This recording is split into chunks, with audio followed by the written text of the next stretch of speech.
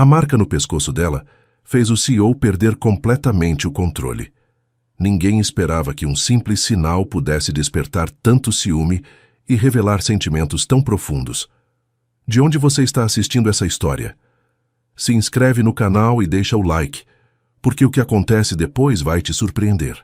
A luz da manhã paulistana se derramava como mel dourado sobre os edifícios da Avenida Paulista, tingindo de âmbar os vidros do 12º andar, onde a empresa Oliveira em Associados dominava o horizonte corporativo do Brasil. O aroma do café recém-passado flutuava no ar-condicionado, misturando-se com o perfume sutil dos arranjos de lírios brancos que a recepcionista renovava toda segunda-feira sem falta. Era um ritual, uma promessa silenciosa de que tudo permaneceria em ordem, de que o mundo seguiria girando segundo os planos meticulosamente traçados por quem habitava aquelas salas de vidro e concreto. Rafael Oliveira observava a cidade despertar desde seu janelão particular, com as mãos entrelaçadas atrás das costas e a mandíbula tensa, como a corda de um violão prestes a se romper. Aos 42 anos, havia construído um império das cinzas da vergonha familiar, tijolo por tijolo, sacrifício após sacrifício. Seu reflexo no vidro lhe devolvia a imagem de um homem impecável, terno de corte italiano em grafite, cabelo escuro penteado para trás, sem um único fio fora do lugar, olhos da cor do café amargo que sustentavam olhares sem pestanejar. Era a personificação do sucesso brasileiro moderno, o filho pródigo de uma nação que havia aprendido a se levantar de crises econômicas com a teimosia de quem não tem outra opção. Mas naquela manhã, algo vibrava diferente no ar. Algo que não conseguia nomear, mas que sentia na base do estômago como um alerta primitivo. A porta de vidro da sala de reuniões se abriu com um sussurro mecânico e o mundo de Rafael Oliveira parou. Marina Santos cruzou o limiar com a graça natural de quem não precisa se esforçar para capturar a atenção de uma sala. Seu vestido azul cobalto contrastava com a pele morena clara e seu cabelo castanho escuro, preso num coque elegante, mas despreocupado, deixava à mostra a linha esbelta de seu pescoço. Trabalhava há 3 meses como consultora de marketing para a empresa, 3 meses durante os quais Rafael havia mantido uma distância profissional calculada, admirando-a da segurança de sua posição hierárquica, como quem admira uma obra de arte num museu, com reverência, mas sem intenção de tocar. Até aquele momento, porque ali na curva suave onde o pescoço encontrava o ombro, havia uma marca, vermelha, arroxeada nas bordas, inconfundível. O ar abandonou os pulmões de Rafael como se alguém tivesse aberto uma válvula de escape.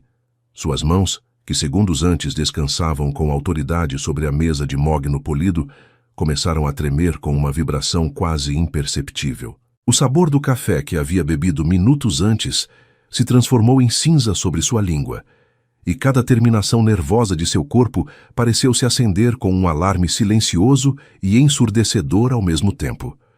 Os outros executivos se levantaram para cumprimentar Marina, com a cordialidade praticada de quem assistiu a centenas de reuniões similares. Apertos de mão, sorrisos profissionais, comentários sobre o trânsito matinal ou o jogo do Palmeiras do fim de semana. Mas Rafael permanecia imóvel, seus olhos fixos naquela marca que pulsava como um coração próprio, como uma mensagem cifrada que só ele podia ver. Bom dia a todos. A voz de Marina encheu a sala com sua cadência carioca, aquele sotaque que convertia cada palavra numa carícia sonora. Desculpem o atraso. O metrô estava impossível hoje de manhã. Alguém riu educadamente. Alguém mais comentou algo sobre as obras na Consolação. Rafael não ouviu nada. Sua mente já havia começado sua descida em direção a um abismo que não sabia que existia dentro dele. Quem? A pergunta latejava em sua cabeça como um tambor de guerra. Quem a tocou assim? Quem deixou essa marca em sua pele? Quem tem o direito de... Deteve-se a si mesmo, horrorizado pela direção de seus pensamentos. Direito? Marina não era dele, nunca havia sido. Era uma funcionária, uma profissional brilhante que havia chegado do Rio de Janeiro com um currículo impecável e uma reputação intocável no mundo do marketing digital. Ele não tinha nenhum direito sobre ela, nenhuma razão para sentir o que estava sentindo. E ainda assim, ali estava, o monstro despertando. A reunião transcorreu como um sonho febril do qual Rafael não podia despertar. Marina apresentou suas novas estratégias de posicionamento de marca com a precisão de uma cirurgiã e a paixão de uma artista. Suas mãos se moviam com elegância enquanto apontava gráficos e projeções na tela, e sua voz modulava perfeitamente entre a autoridade técnica e o entusiasmo genuíno. Era objetivamente uma apresentação magistral. Rafael não ouviu uma única palavra. Seus olhos permaneciam fixos naquela marca, imaginando dedos alheios sobre aquela pele, lábios desconhecidos percorrendo aquela curva, sussurros na escuridão que não lhe pertenciam. Cada cenário que sua mente fabricava era mais elaborado que o anterior, mais doloroso, mais absurdo. Um amante secreto, um ex-namorado que havia voltado, um desconhecido de uma noite de paixão em algum bar da Vila Madalena. Rafael? A voz de seu diretor financeiro o arrancou de sua espiral. O que você acha da proposta da Marina para o mercado latino-americano?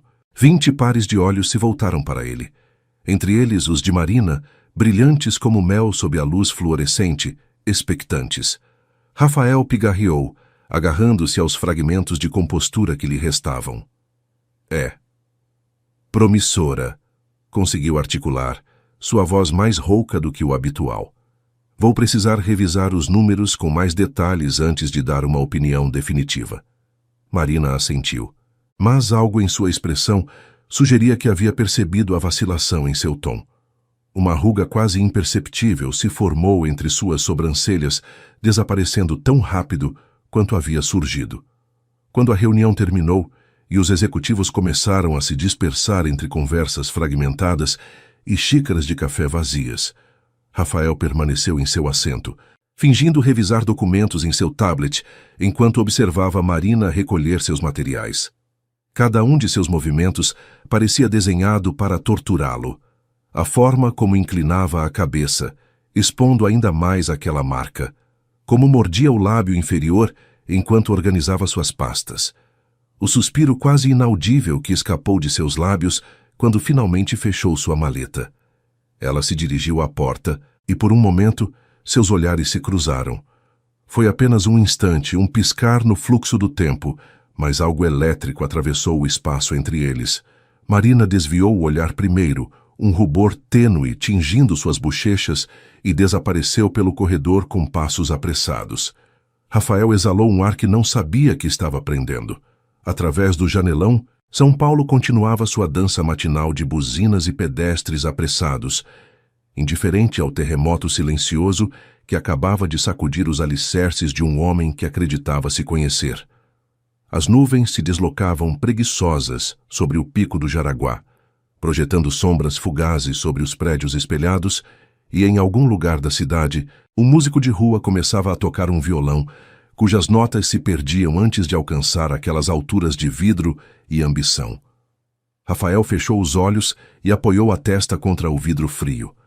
Não sabia que aquela manhã de novembro marcaria o início da transformação mais dolorosa e necessária de sua vida. Não sabia que a marca no pescoço de Marina escondia uma verdade muito mais simples e mundana que os dramas que sua imaginação fabricava. Não sabia que, para encontrar a paz que tanto ansiava, primeiro teria que se perder completamente. A única coisa que sabia, com uma certeza que o aterrorizava, era que já não poderia continuar fingindo que não sentia nada. E essa certeza, como uma rachadura numa represa, ameaçava liberar uma inundação que arrastaria tudo em seu caminho.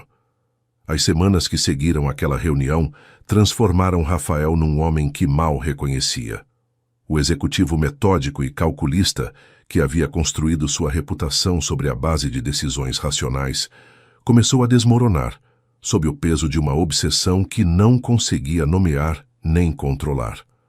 Cada manhã, ao cruzar as portas de vidro do edifício, seus olhos buscavam automaticamente a figura de Marina. Na cafeteria do terceiro andar, onde o aroma de pão de queijo recém-assado se misturava com o vapor do café com leite, memorizava seus horários de almoço como quem estuda para uma prova crucial. Sabia que ela preferia sentar perto da janela, que tomava o café sem açúcar, mas com um toque de canela, que sempre carregava um livro na bolsa, embora raramente tivesse tempo de abri-lo. Você anda meio distraído ultimamente. Marta, sua secretária de 2 décadas, o observava com aqueles olhos que haviam aprendido a ler seus silêncios. Está tudo bem com sua mãe? Rafael levantou o olhar dos documentos que fingia revisar. Marta representava a constância num mundo que, de repente, lhe parecia instável. Seus cabelos grisalhos presos no mesmo coque de sempre. Seu blazer cor de vinho. O crucifixo de ouro que havia pertencido à sua avó e que nunca tirava. Ela está bem, obrigado por perguntar. Só. Muito trabalho. Marta assentiu, mas a ruga entre suas sobrancelhas denunciava seu ceticismo. Havia visto Rafael atravessar crises financeiras que teriam destruído homens mais fracos, negociações que duravam semanas sem dormir, a morte de seu pai e o posterior colapso do negócio familiar. Nunca, em todos esses anos, o havia visto tão disperso. O Sr. Costa quer se reunir com você às 4, informou deixando uma pasta sobre sua mesa. E a consultora de marketing solicitou uma reunião para discutir o orçamento do 2º trimestre. O coração de Rafael deu um salto traidor. Marina, quando? Marta ergueu uma sobrancelha, quase imperceptivelmente. Amanhã de manhã, se você tiver disponibilidade. Disse que confirmaria. Confirma, respondeu rápido demais e então pigarreou. Quer dizer, sim, amanhã está bom. Às 10. Quando Marta se retirou, Rafael se afundou em sua poltrona executiva e fechou os olhos. O que estava acontecendo com ele? Havia navegado fusões milionárias sem perder o sono. Havia demitido executivos que conhecia há anos sem que a voz tremesse. E agora, a simples menção do nome de Marina bastava para acelerar seu pulso como um adolescente. O pior era que a marca em seu pescoço havia desaparecido fazia dias. A pele morena clara havia voltado ao seu estado imaculado, sem rastro daquela mancha arroxeada que o atormentara. Mas a imagem continuava gravada em sua memória com a precisão de uma fotografia, e as perguntas que havia despertado continuavam envenenando cada pensamento. Naquela noite, em seu apartamento nos Jardins, Rafael se serviu uma dose de uísque e sentou-se diante do janelão que dava para a rua silenciosa. O apartamento era exatamente o que se esperaria de um CEO solteiro. Minimalista até a frieza, com móveis de design escandinavo e obras de arte abstrata que havia comprado mais por investimento que por gosto pessoal. Não havia fotografias de família nas paredes, nem plantas que precisassem de cuidado, nem qualquer indício de que alguém realmente morava ali, em vez de simplesmente ocupar o espaço. Pegou seu celular e, antes de poder se deter, abriu o perfil profissional de Marina. Não era a primeira vez que fazia isso.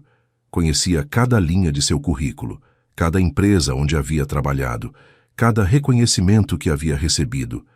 Mas desta vez, seus olhos pararam em algo que antes havia passado despercebido. Em sua experiência anterior no Rio, constava uma empresa chamada Santos Ferreira Comunicações. Santos, seu sobrenome. Havia sido casada? Tinha um sócio? Era esse o homem da marca? Rafael deixou o celular sobre a mesa com mais força do que pretendia, o vidro repicando contra a madeira. O uísque em seu copo tremia, refletindo as luzes da cidade como lágrimas âmbar suspensas. Isso não podia continuar assim. No dia seguinte, chegou ao escritório 1 hora mais cedo do que o habitual, incapaz de suportar a ansiedade de esperar. Revisou e-mails que já havia lido, assinou documentos sem prestar atenção e quando o relógio finalmente marcou 10 para as 10, sentiu que o ar em sua sala havia ficado denso demais para respirar. A batida na porta o sobressaltou, embora estivesse esperando. Entre. Marina entrou com um portfólio debaixo do braço e um sorriso profissional que não alcançava completamente seus olhos. Vestia um conjunto pantsuit cor de terracota que realçava os tons quentes de sua pele, e seu cabelo caía solto sobre os ombros em ondas suaves. O perfume de jasmim a precedia como um arauto, inundando a sala com notas de flores tropicais e algo mais profundo, mais íntimo. Bom dia, Sr. Oliveira. Rafael, corrigiu ele apontando a cadeira à frente de sua mesa. Depois de 3 meses, acho que podemos dispensar as formalidades. Marina assentiu, mas não o chamou pelo nome. Sentou-se com movimentos cuidadosos, mantendo uma distância prudente da borda da mesa, e abriu seu portfólio com dedos que, Rafael notou com surpresa, tremiam ligeiramente. Preparei uma análise detalhada das necessidades orçamentárias para o próximo trimestre, começou ela, sua voz controlada, mas com um matiz de tensão subjacente. Se o senhor quiser, podemos revisar cada item. Você está bem? A pergunta escapou de seus lábios antes que pudesse contê-la. Marina o olhou genuinamente desconcertada. Como? Rafael se amaldiçoou internamente. Estava lidando com isso com toda a sutileza de um elefante numa loja de cristais. Você parece tensa. Se há algo no ambiente de trabalho que a incomode, quero saber. Os olhos de Marina se arregalaram quase imperceptivelmente, e por um instante algo cruzou sua expressão. Medo? Incredulidade? Antes que recuperasse sua compostura profissional. Está tudo bem. Obrigada por perguntar. Só. Muito trabalho. Você sabe como é. Era mentira. Rafael podia sentir na forma como ela evitava seu olhar, em como seus ombros haviam se tensionado quase até as orelhas, na maneira como suas mãos se agarravam ao portfólio como a um escudo protetor. E, de repente, com a claridade brutal de um raio numa noite límpida, ele entendeu. Ela tinha medo dele. Dele. A constatação o atingiu com a força de um soco no estômago. Durante semanas, havia estado observando-a obsessivamente, aparecendo em reuniões onde não era necessário, procurando-a com o olhar em cada corredor. Quantas vezes ela havia sentido aqueles olhos sobre ela? Quantas vezes havia notado sua presença inexplicável em lugares onde um CEO normalmente não estaria? Para ele, havia sido um tormento privado, uma batalha silenciosa contra demônios internos. Para ela, havia sido algo completamente diferente. Um homem poderoso, seu chefe, espreitando-a. O horror do que havia feito, ou do que ela acreditava que estava fazendo, o deixou momentaneamente sem palavras. A reunião continuou com a mecânica fria de 2 profissionais cumprindo um protocolo, mas Rafael mal processava os números e projeções que Marina expunha. Sua mente estava presa num único pensamento devastador. Havia se tornado exatamente aquilo que mais desprezava. Quando Marina finalmente se despediu e fechou a porta atrás dela, Rafael permaneceu imóvel durante longos minutos. Através do janelão, as nuvens cinzas ameaçavam chuva sobre São Paulo, projetando sombras que pareciam zombar dele dos prédios vizinhos. Precisava fazer algo. Precisava mudar. Precisava. Seu telefone tocou, quebrando o silêncio com a brutalidade de um alarme de incêndio. Rafael? A voz de sua irmã Helena soava estrangulada e irreconhecível. É a mãe, ela sofreu uma queda. Estamos no hospital, você precisa vir. E assim, como se o universo tivesse decidido que sua crise pessoal não era suficiente, a realidade irrompeu com um lembrete brutal de tudo que realmente importava. O ônibus executivo devorava os quilômetros entre São Paulo e Belo Horizonte com uma urgência que refletia o estado interior de Rafael. Através da janela, as montanhas de Minas desfilavam como manchas verdes sob o céu plúmbeo de novembro, salpicadas ocasionalmente por ipês amarelos, que desafiavam a estação com a teimosia própria de quem aprendeu a sobreviver em terras de altitude. Vera Oliveira, a mulher que o havia criado sozinha depois que seu pai desapareceu numa bruma de dívidas e vergonha, estava numa cama de hospital com o fêmur fraturado e o quadril destroçado. 73 anos de trabalho incansável. Primeiro no pequeno comércio familiar que quebrou com a crise, depois limpando casas alheias para que seus filhos pudessem estudar, reduzidos à fragilidade de uns ossos que finalmente haviam cedido sob o peso de tantos sacrifícios. Helena o esperava na entrada do Hospital das Clínicas, com os olhos avermelhados e o cabelo preso num rabo de cavalo desleixado, que denunciava a urgência, com que havia abandonado tudo para estar ali. Ela está estável, disse antes que ele pudesse perguntar. Mas vai precisar de cirurgia. E depois? Reabilitação longa. Meses, talvez. Rafael abraçou sua irmã mais nova, sentindo como o corpo dela se sacudia com soluços contidos.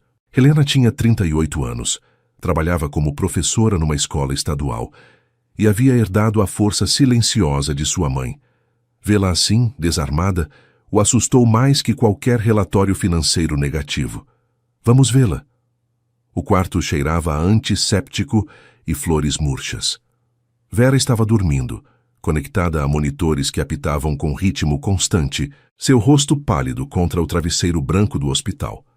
Rafael se aproximou da cama e pegou a mão de sua mãe, surpreendendo-se de quão pequena e frágil parecia entre as suas.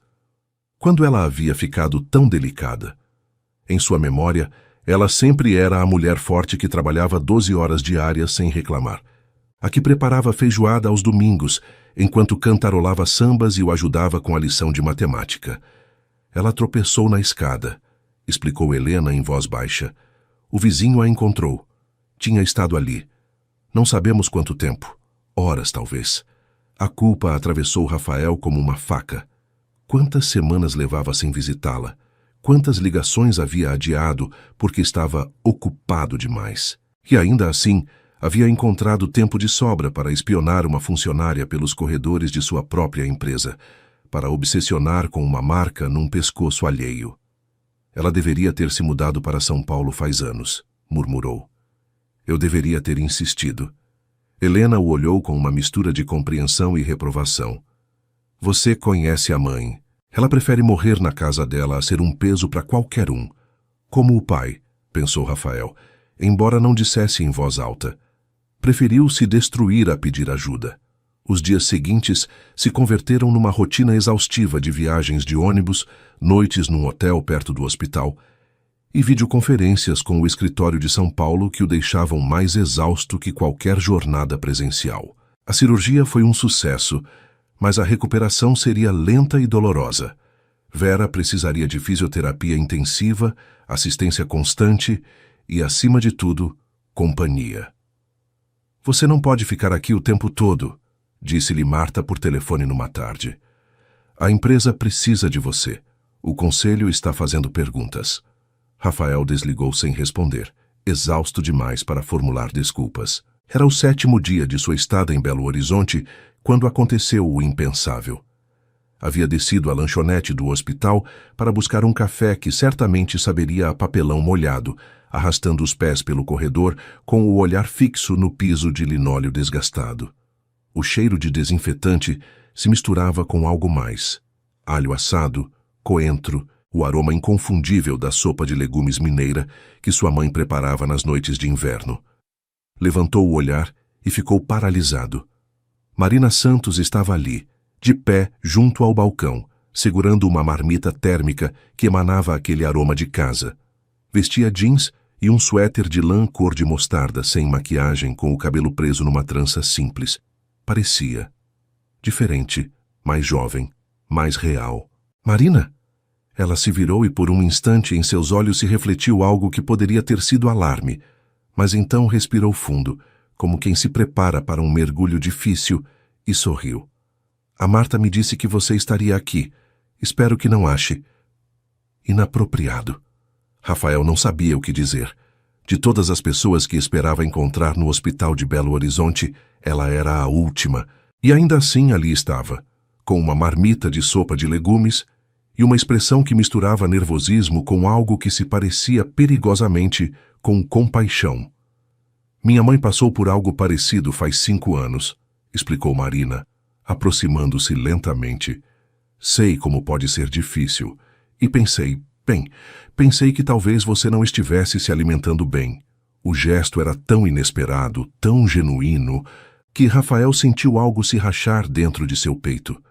A couraça que havia construído durante décadas, a armadura de profissionalismo e distância emocional, começou a mostrar fissuras. Você não precisava, começou, mas ela o interrompeu. Eu sei, mas quis fazer. Olharam-se durante um longo momento, envoltos no burburinho do hospital, com o aroma da sopa flutuando entre eles como uma oferenda de paz. E então, sem saber exatamente por quê, Rafael fez algo que não havia feito diante de ninguém em anos. Deixou que as lágrimas caíssem. Não foram soluços dramáticos, nem convulsões de dor. Apenas lágrimas silenciosas que rolavam por suas bochechas, enquanto permanecia de pé no meio daquela lanchonete de hospital, sustentando o olhar de uma mulher que havia torturado com suas obsessões e que, apesar de tudo, havia viajado centenas de quilômetros para lhe trazer um prato de comida caseira. "Vem", disse Marina suavemente, apontando uma mesa junto à janela. "Você precisa comer alguma coisa. E talvez precise conversar." E Rafael, o CEO que nunca mostrava fraqueza, o homem que havia aprendido a sobreviver trancando seu coração, seguiu Marina até aquela mesa e, pela primeira vez em mais tempo do que conseguia lembrar, deixou que alguém visse quem ele realmente era por trás da máscara. A sopa de legumes esquentava as mãos de Rafael enquanto a segurava entre os dedos, deixando que o vapor acariciasse seu rosto. Através da janela da lanchonete do hospital, o entardecer tingia de rosa e laranja os morros de Belo Horizonte, aquela cidade que havia sido testemunha de seus primeiros passos e suas primeiras feridas. Marina esperava pacientemente do outro lado da mesa, com as mãos entrelaçadas sobre a superfície de fórmica, sem pressionar, sem exigir. Havia algo em seu silêncio que convidava à confissão, uma quietude que sugeria ter aprendido a arte de escutar através de suas próprias dores. "Preciso me desculpar", disse Rafael finalmente, sem levantar o olhar do líquido dourado que refletia as luzes fluorescentes. "Pelo jeito que me comportei essas últimas semanas." Marina não fingiu surpresa. "Eu percebi", admitiu. Achei muitas coisas que prefiro não dizer em voz alta. Você estava certa em ter medo de mim." As palavras saíram mais facilmente do que esperava, talvez porque já não restasse energia para manter as defesas. "Me comportei como um assediador. Não há outra palavra para descrever." O silêncio que seguiu foi denso, carregado de verdades que flutuavam entre eles como poeira num raio de sol. Marina engoliu em seco e desviou o olhar para a janela. "Posso perguntar por quê?" Rafael fechou os olhos. Como explicar algo que nem ele mesmo compreendia totalmente? Como confessar que uma marca em seu pescoço havia despertado demônios que nem sabia que habitavam em seu interior? "Vi algo", começou lentamente. "Naquele dia da reunião. Uma marca no seu pescoço. E minha mente. Minha mente criou toda uma história em torno dela. Histórias que me torturavam." Marina o olhou fixamente e, por um instante, a confusão em seus olhos se transformou em algo parecido com incredulidade. "A marca da massagem?" "Massagem?" "Tinha começado sessões de massoterapia", explicou ela, e uma sombra de sorriso puxou o canto de seus lábios. "Minha terapeuta me recomendou. Tenho muita tensão acumulada no pescoço e nos ombros, anos de muitas coisas. A massoterapeuta trabalhou fundo nos pontos de tensão e deixou essas marcas. Desapareceram em poucos dias." Rafael sentiu que o chão se abria sob seus pés.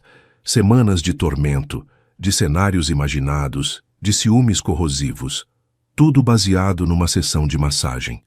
"Sou um idiota", murmurou afundando a cabeça entre as mãos. "Você não é idiota." A voz de Marina era suave, mas firme. "Você é um homem que nunca aprendeu a lidar com certas emoções. Há uma diferença." Rafael levantou o olhar, encontrando seus olhos cor de mel, que o observavam sem julgamento, mas também sem concessões. "Por que você veio aqui?" perguntou. "Depois do jeito que me comportei, você teria todo o direito de ficar o mais longe possível de mim." Marina suspirou e, pela primeira vez, deixou cair sua própria armadura. "Porque reconheço esse olhar. Já vi antes em outro rosto." Fez uma pausa, como se reunisse forças. "No Rio, estive num relacionamento durante 7 anos. Com um homem que começou me observando como você fazia. Mas ele não parou a tempo. Ele não teve a crise que o obrigasse a se olhar no espelho e enfrentar o que estava fazendo. A confissão caiu entre eles como uma pedra num lago, enviando ondas que perturbaram a superfície de tudo que Rafael acreditava saber. Você o deixou, disse, mais como afirmação que como pergunta. Me custou 5 anos perceber que podia fazer isso, e mais 2 reunir coragem para ir embora. Marina se recostou na cadeira, e a luz do entardecer iluminou seu perfil com tons dourados. Aquele nome que você viu no meu currículo, Santos Ferreira Comunicações, era nossa empresa conjunta. Perdi tudo quando fui embora. Tive que começar do zero. E veio para São Paulo. Vim para São Paulo me reconstruir, para aprender a ser eu mesma, sem a sombra de alguém que acreditava me amar, mas que na verdade só queria me possuir. Rafael ouvia cada palavra como quem recebe um diagnóstico médico. Aquela mulher, que havia reduzido em sua mente a um objeto de obsessão, havia travado batalhas que ele mal podia imaginar, e ainda assim havia tido a generosidade de viajar até Belo Horizonte com uma marmita de sopa para um homem que lhe havia dado razões mais que suficientes para desprezá-lo. Por que está me contando isso? Perguntou. Por que não simplesmente fugir de outro homem que mostra os mesmos sinais? Marina pareceu considerar a pergunta durante um longo momento. Por que você fez algo que ele nunca fez? Você parou. Se olhou. Perguntou se eu estava bem, embora seu método tenha sido desajeitado e assustador. Sorriu levemente. E por que, quando recebeu a notícia da sua mãe, você largou tudo e veio? Não ficou preso na sua obsessão. Escolheu o que realmente importava. Não mereço sua compreensão. Talvez não, mas isso não significa que você não possa conquistá-la. O silêncio que seguiu foi diferente dos anteriores. Menos carregado, mais aberto. Como se as paredes entre eles tivessem começado a rachar, permitindo que um pouco de luz se infiltrasse pela primeira vez. Rafael pegou a colher e finalmente provou a sopa. O sabor de alho assado e coentro explodiu em sua língua, trazendo consigo lembranças da cozinha de sua mãe, de noites de inverno com as janelas embaçadas e o rádio sintonizado em velhas músicas sertanejas. Está deliciosa, disse, e era verdade. A receita é da minha avó, carioca até a medula. Marina sorriu. E por um instante, a tensão que sempre parecia habitar em seus ombros relaxou visivelmente. Ela dizia que a sopa de legumes cura tudo. Resfriados, corações partidos e almas perdidas. Acha que pode curar um CEO obsessivo com problemas de controle? Acho que isso requer mais que sopa. Seus olhos brilharam com algo que poderia ter sido humor. Mas é um bom começo.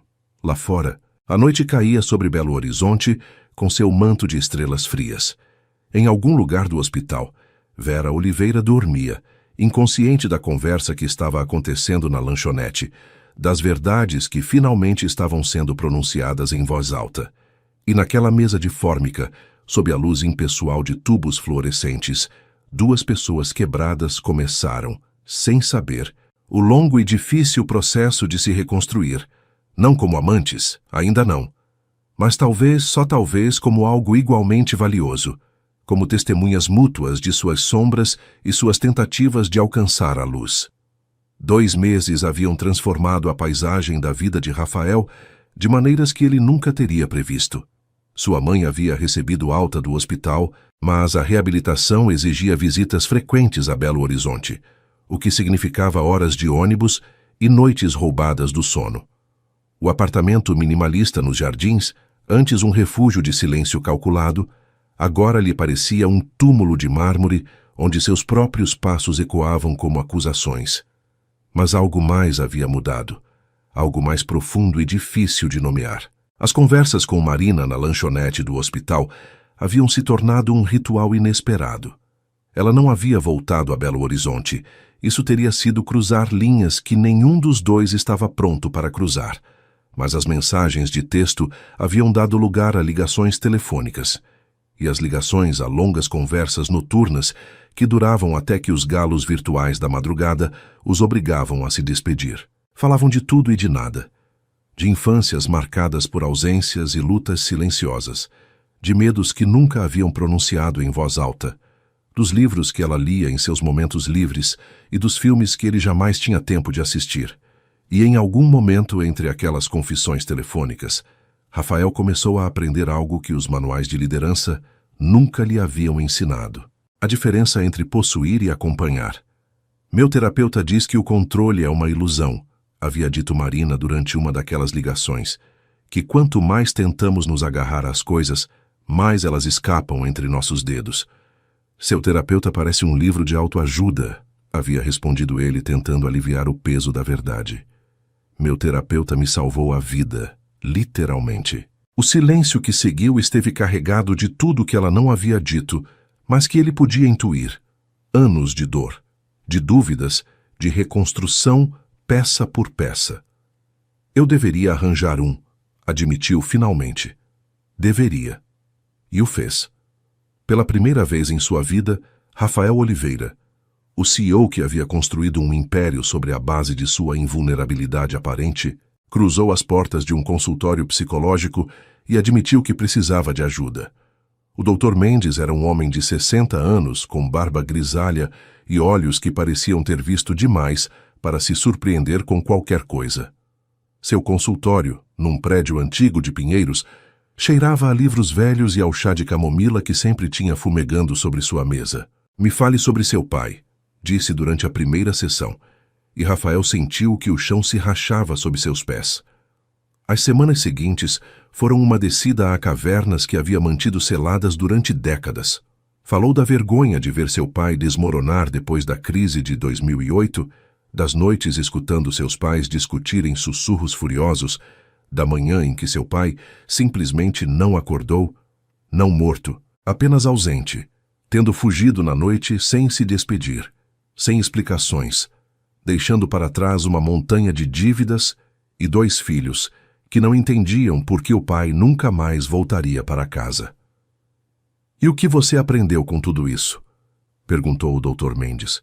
Que não posso confiar em ninguém, que se perco o controle tudo desmorona, que as emoções são perigosas.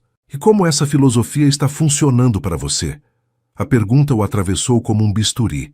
Rafael pensou nas semanas de obsessão com Marina, no medo que havia despertado nela, na distância que havia mantido com todos que tentaram se aproximar genuinamente. Não muito bem, admitiu. O trabalho terapêutico se converteu em outra viagem paralela ao cuidado de sua mãe e às demandas da empresa. Havia dias em que sentia que estava sendo desmontado peça por peça, como um relógio antigo aberto sobre uma mesa de trabalho. E havia noites em que o terror do que descobria em seu interior o mantinha acordado, olhando o teto de seu apartamento enquanto as horas se arrastavam rumo ao amanhecer. Mas algo estava mudando. Lentamente, dolorosamente, algo novo começava a emergir de entre as ruínas de quem havia sido.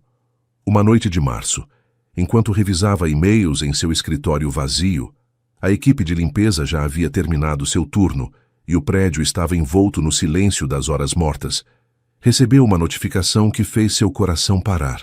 Era um vazamento. Um documento interno do Conselho de Administração, supostamente confidencial, que alguém havia enviado anonimamente à sua caixa de entrada. Abriu com dedos trêmulos. Comportamento errático do CEO. Decisões baseadas em fatores emocionais. Questionamento de sua capacidade de liderar. Possível moção de desconfiança na próxima assembleia. As palavras dançavam diante de seus olhos, fundindo-se numa sentença de morte profissional. Alguém no conselho, não sabia quem, embora tivesse suas suspeitas, estava maquinando para destituí-lo. E o argumento central era precisamente aquilo que ele havia tentado mudar: sua humanidade. A ironia o atingiu com força brutal. Durante anos, havia sido uma máquina perfeita de produtividade e lucros. Ninguém questionou sua liderança quando demitia funcionários sem pestanejar ou quando esmagava concorrentes sem consideração alguma.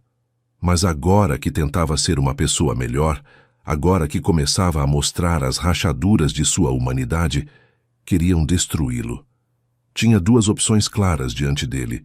Podia voltar a ser quem era antes, trancar-se novamente atrás da armadura, recuperar a máscara de frieza, demonstrar ao conselho que o CEO invulnerável continuava intacto. Seria o mais fácil, o mais seguro, o que todos esperavam dele. ou podia escolher um caminho diferente, mais arriscado, mais autêntico. Rafael olhou pela janela em direção às luzes de São Paulo, que piscavam como estrelas terrestres. Em algum lugar daquela cidade dormia Marina, que lhe havia ensinado que existir sem máscara era possível. Em Belo Horizonte, sua mãe continuava sua reabilitação, lembrando-lhe a cada passo doloroso que a verdadeira força não estava em evitar as quedas, mas em se levantar depois delas. E em sua própria pele latejavam as cicatrizes de um homem que finalmente havia começado a se olhar de frente. Tomou uma decisão. No dia seguinte, convocou uma reunião extraordinária do Comitê Executivo. Não para se defender dos rumores, nem para atacar seus detratores, mas para fazer algo que nenhum CEO na história daquela empresa havia feito jamais. Pediu ajuda. Falou-lhe sobre sua mãe, das semanas dividido entre São Paulo e Belo Horizonte, da terapia que havia começado, das mudanças que estava atravessando. Não deu desculpas nem buscou pena. Simplesmente compartilhou sua verdade com a vulnerabilidade de quem decidiu que a autenticidade vale mais que a sobrevivência. Entendo que alguns de vocês questionem minha liderança, concluiu, olhando diretamente para os rostos daqueles que sabia que estavam conspirando contra ele. E vocês têm o direito de fazer isso, mas peço que me julguem não pelos meus momentos de fraqueza, mas pelos resultados que juntos podemos alcançar se aprendermos a liderar de uma maneira diferente. O silêncio que seguiu foi espesso, quase palpável.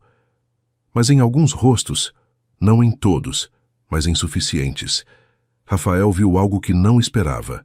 Respeito. Admiração, talvez. E nos olhos de seu diretor financeiro, um homem de sua mesma geração que havia construído sua carreira sobre princípios similares, viu o brilho inequívoco de lágrimas contidas. A batalha estava longe de terminar, mas pela primeira vez, Rafael Oliveira lutava como o homem que queria ser, não como o fantasma do que todos esperavam dele. E isso, embora ainda não soubesse, mudaria tudo. Não, a primavera chegou a São Paulo com sua explosão de flores no Ibirapuera e o burburinho renovado das mesas na calçada ao longo da Augusta. O ar cheirava a jasmim e promessas, e a cidade parecia despertar de um letargo invernal com uma energia que contagiava até os mais céticos. Para Rafael, esses meses haviam sido uma montanha-russa de emoções e desafios. A reunião com o comitê executivo havia surtido um efeito inesperado. Em vez de enfraquecê-lo, sua demonstração de vulnerabilidade havia dividido o conselho entre aqueles que o viam agora com novos olhos e aqueles que o consideravam mais vulnerável que nunca. As manobras políticas internas se intensificaram, mas também surgiram aliados inesperados. Executivos que confessavam, em particular, estar fartos da cultura de trabalho tóxica que havia dominado a empresa durante décadas. E depois estava Marina. A relação deles havia evoluído para um território que nenhum dos dois sabia como nomear. Já não era simplesmente profissional. As ligações noturnas haviam destruído qualquer pretensão de formalidade, mas tampouco era romântica, pelo menos não de maneira convencional. Era algo intermediário, um vínculo forjado na honestidade brutal e no respeito mútuo, que crescia em seu próprio ritmo, sem obedecer às convenções do que um relacionamento deveria ser. Uma tarde de abril, encontraram-se num café da Vila Madalena, com grafites coloridos como pano de fundo e o murmúrio dos frequentadores como trilha sonora.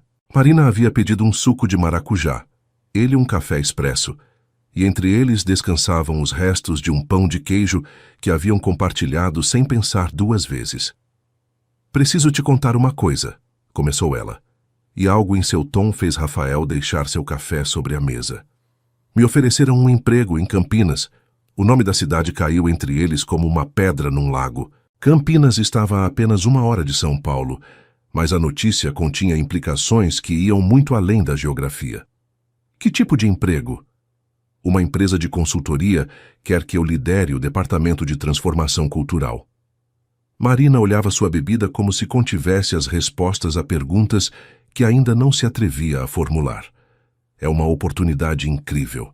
O tipo de projeto com que sempre sonhei." Rafael sentiu o puxão familiar no peito, aquele impulso de se agarrar, de protestar, de encontrar maneiras de retê-la. Mas junto a esse impulso, reconheceu algo mais. A voz do Dr. Mendes, lembrando-lhe que o amor verdadeiro não acorrenta, mas liberta. "Você quer aceitar?" perguntou, e foi genuinamente uma pergunta, não uma manipulação disfarçada. Marina finalmente o olhou, e em seus olhos havia uma mistura de esperança e medo. "Não sei. Parte de mim quer ficar aqui, em São Paulo, perto de..." Parou, escolhendo cuidadosamente suas palavras. "Das coisas que construí, das pessoas que me importam. E a outra parte? A outra parte sabe que preciso provar a mim mesma que posso fazer isso, que posso tomar decisões baseadas no que é melhor para minha carreira, não no que é mais confortável emocionalmente." Fez uma pausa. "Minha terapeuta diz que uma das sequelas do meu relacionamento anterior é a tendência a sacrificar minhas ambições para manter a paz. E não quero continuar fazendo isso." Rafael assentiu lentamente, processando cada palavra. 6 meses atrás, teria interpretado aquilo como rejeição. Teria procurado maneiras de convencê-la a ficar. Teria confundido seu medo de perdê-la com amor. Mas agora, depois de meses de terapia e trabalho interno, podia ver a situação com clareza dilacerante. "Então você deveria aceitar." Marina pareceu surpresa. "Você acha?" "Acho que você é brilhante. Acho que merece uma oportunidade de demonstrar tudo o que pode fazer sem as limitações da nossa situação." Escolheu a palavra cuidadosamente, consciente de que relacionamento implicaria algo que ainda não haviam definido. "E acho que se você ficar em São Paulo pelas razões erradas, vai acabar se ressentindo, de si mesma e talvez de mim." "Rafael." "Espera, deixa eu terminar." Respirou fundo como antes de pular no vazio. "O que sinto por você é complicado, e não tenho certeza se mereço sequer a oportunidade de explorar isso. Mas o que sei é que não quero ser outra versão do que você já viveu. Não quero ser alguém que te retém, que te limita, que coloca suas próprias inseguranças acima do seu crescimento." Marina tinha os olhos brilhantes, e Rafael não soube se eram lágrimas ou simplesmente o reflexo do sol primaveril.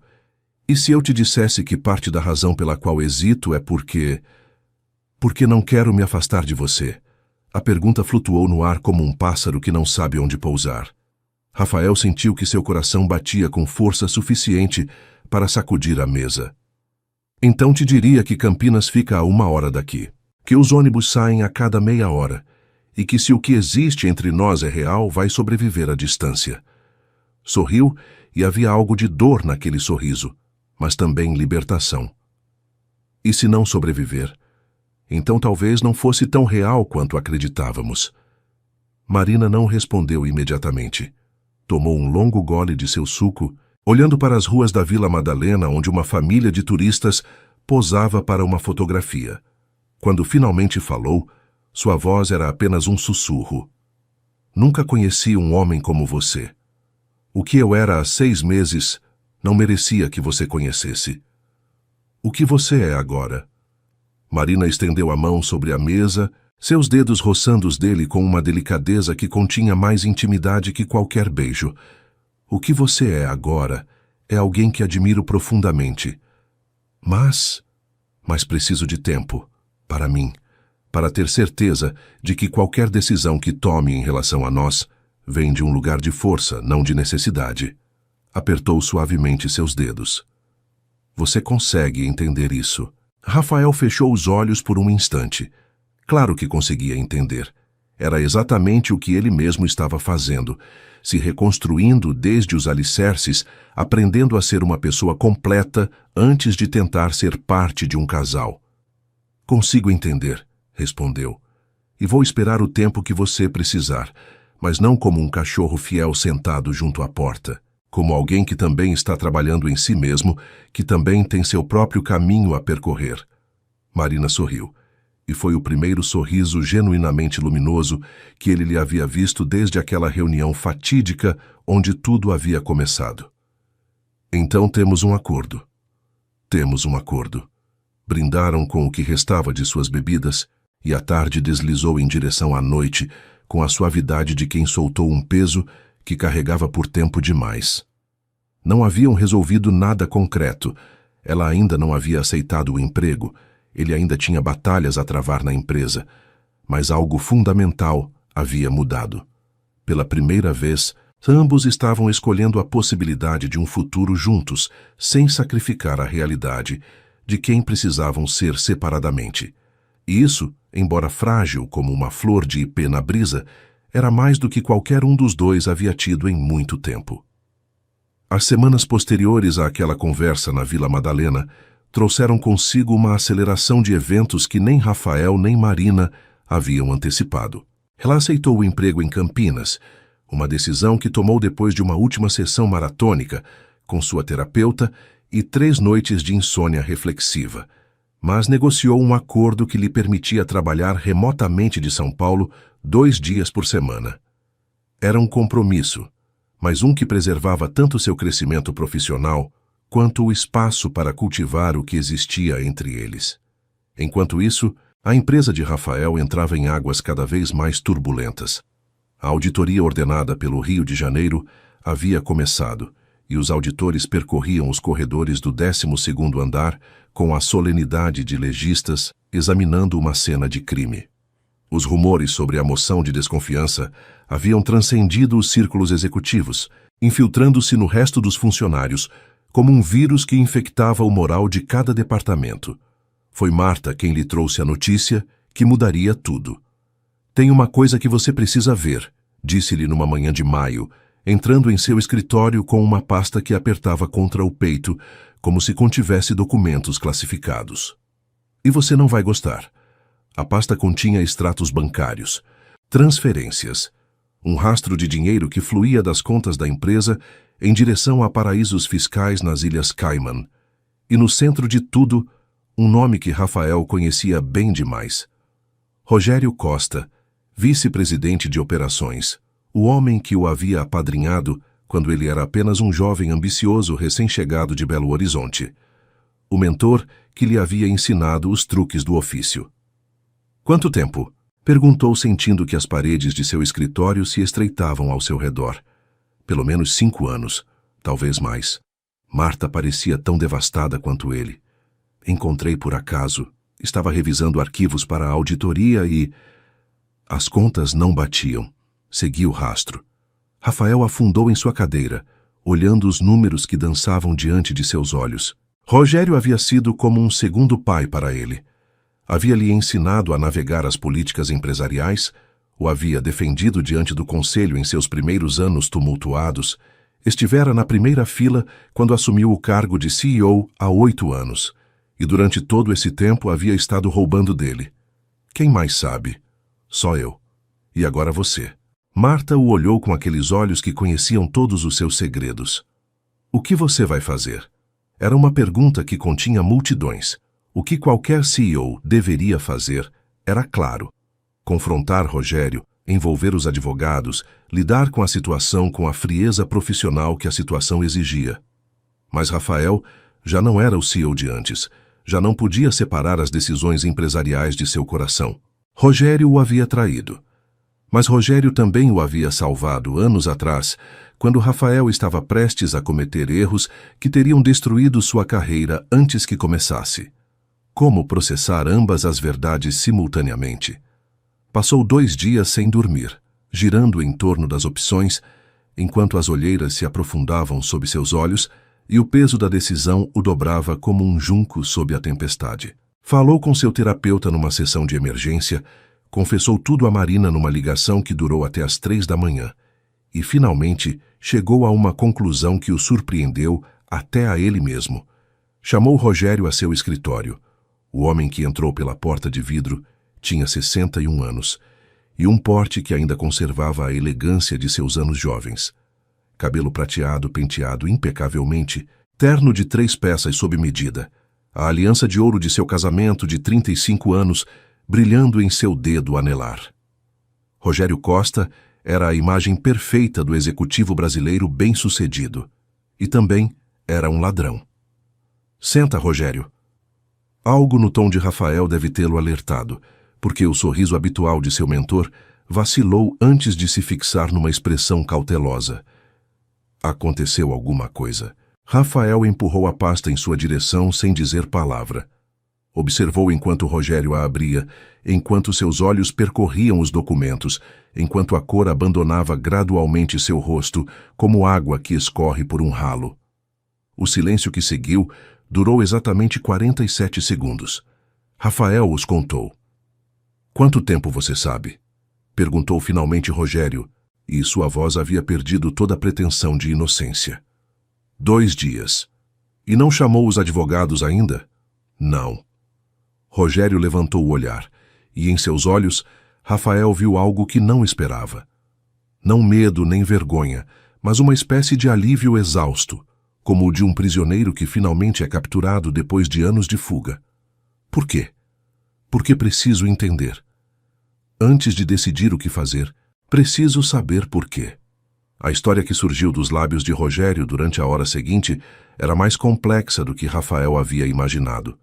Não era ganância simples nem ambição descontrolada.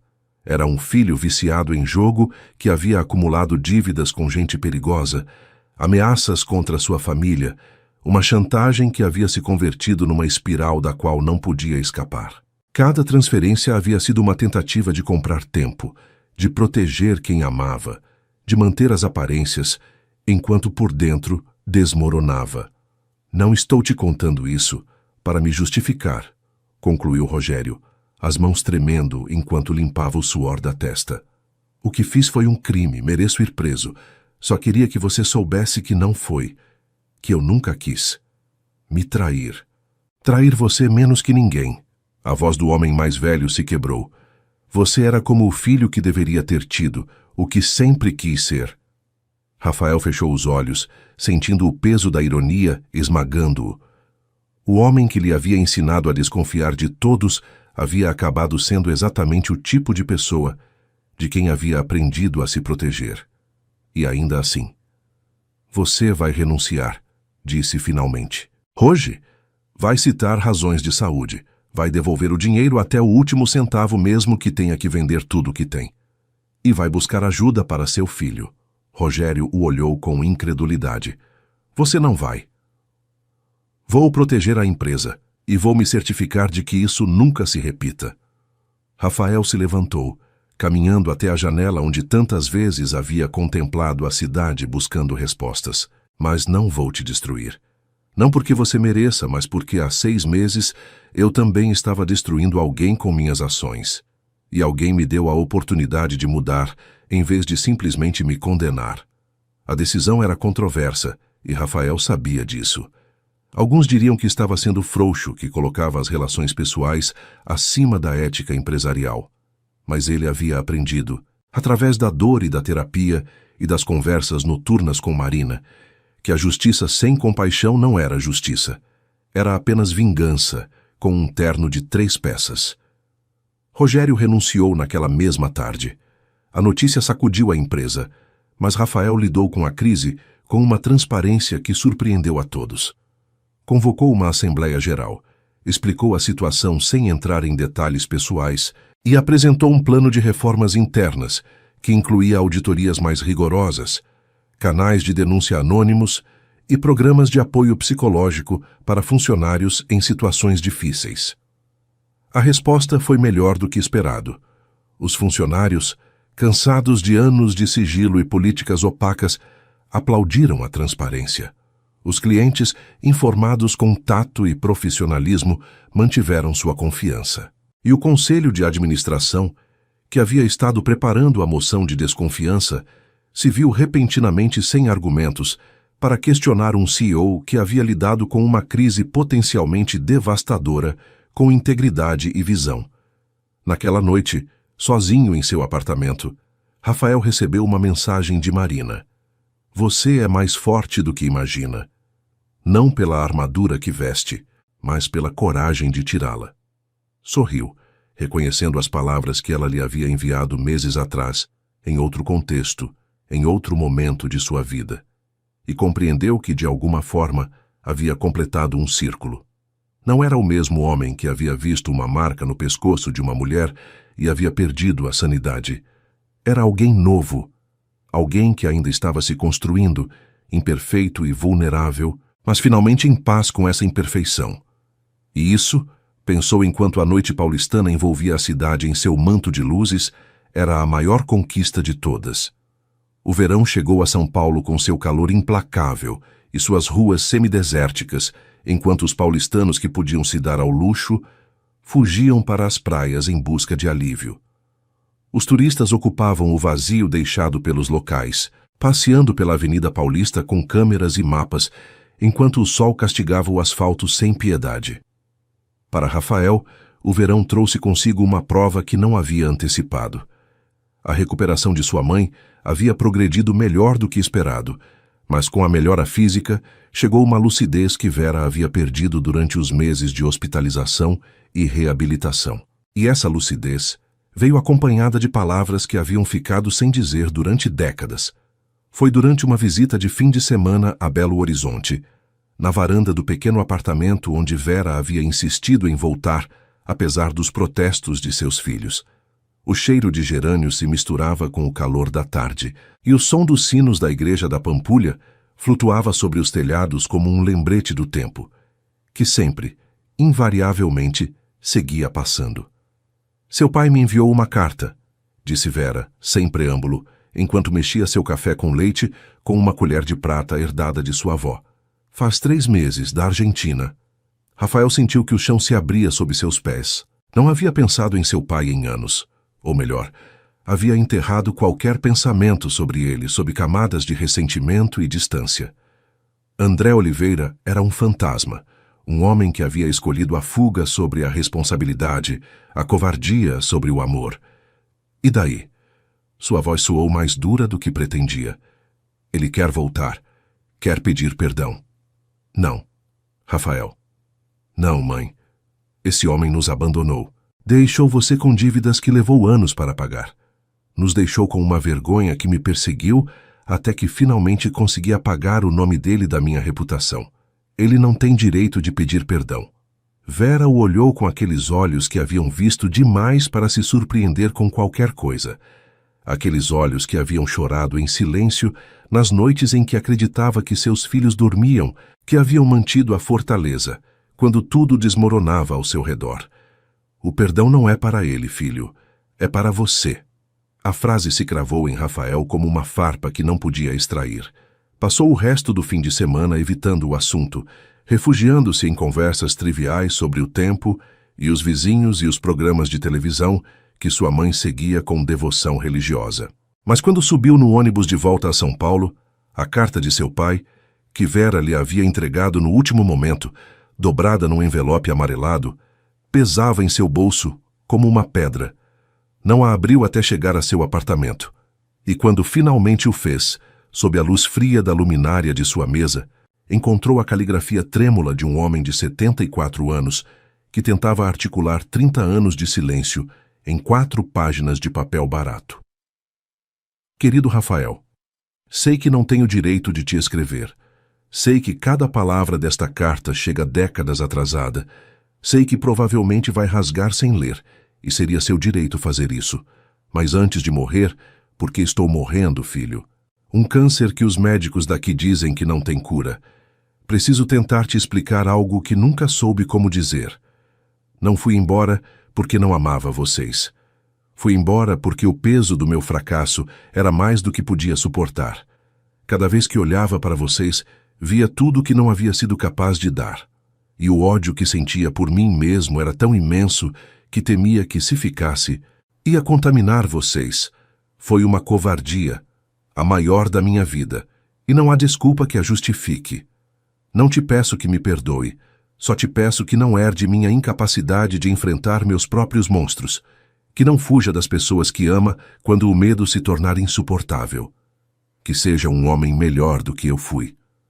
Com todo o amor que não soube te demonstrar, seu pai. Rafael terminou de ler com lágrimas silenciosas, percorrendo suas bochechas. Não lágrimas de reconciliação. O rancor de décadas não podia evaporar com uma carta, mas lágrimas de reconhecimento.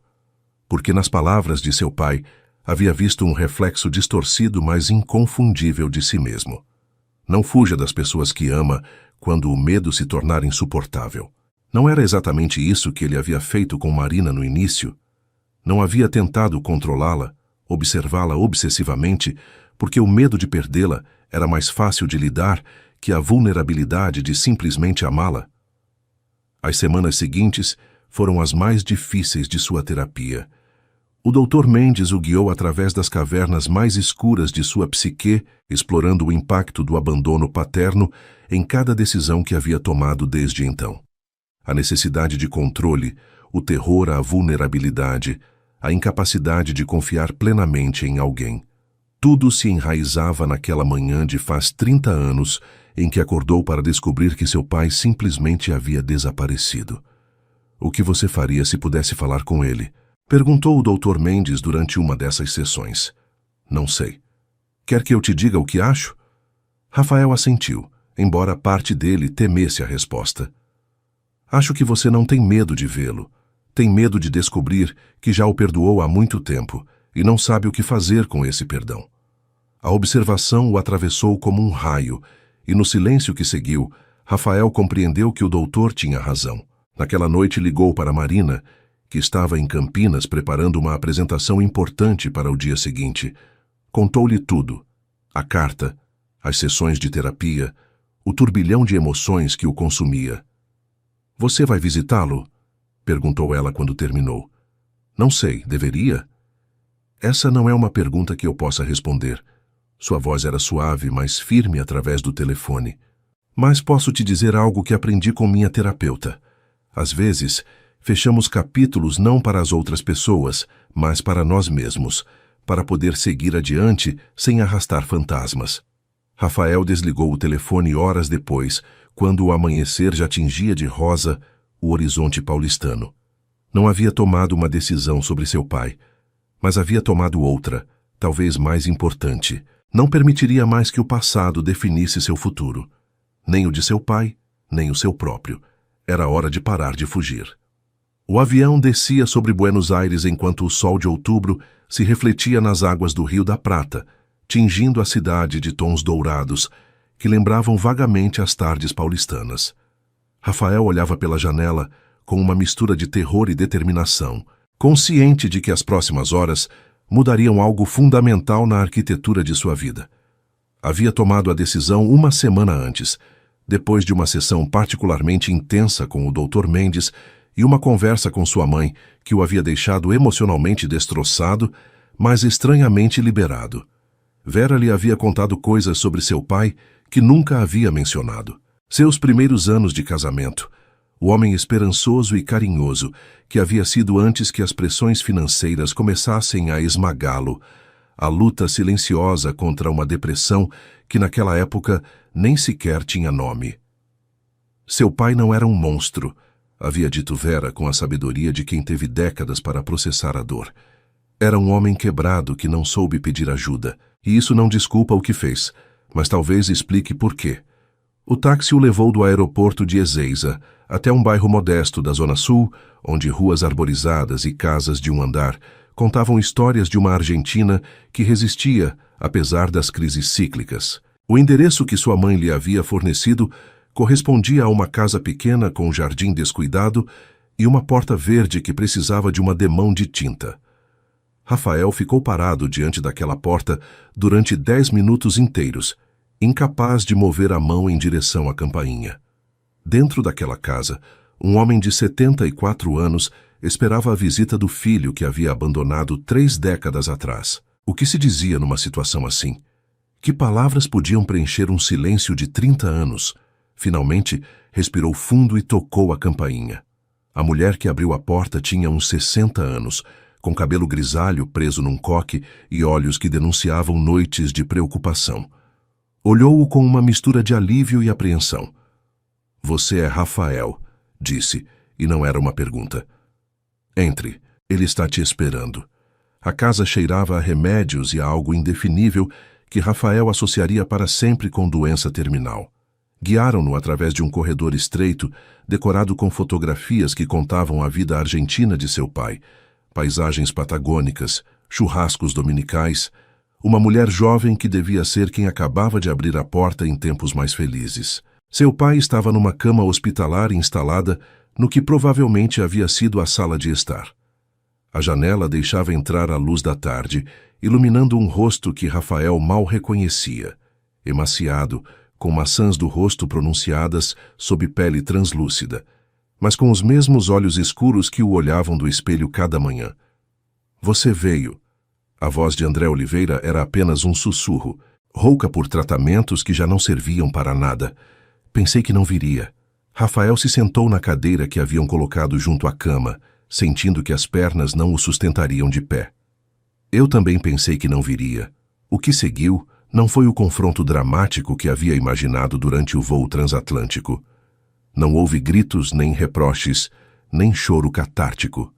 Foi algo mais simples e, de alguma forma, mais devastador.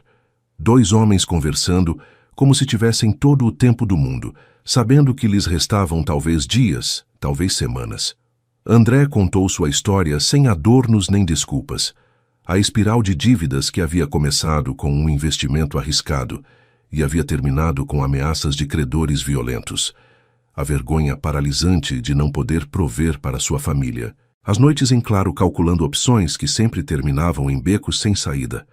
E, finalmente, a manhã em que decidiu que a única maneira de protegê-los era desaparecer, levando consigo o problema que havia criado.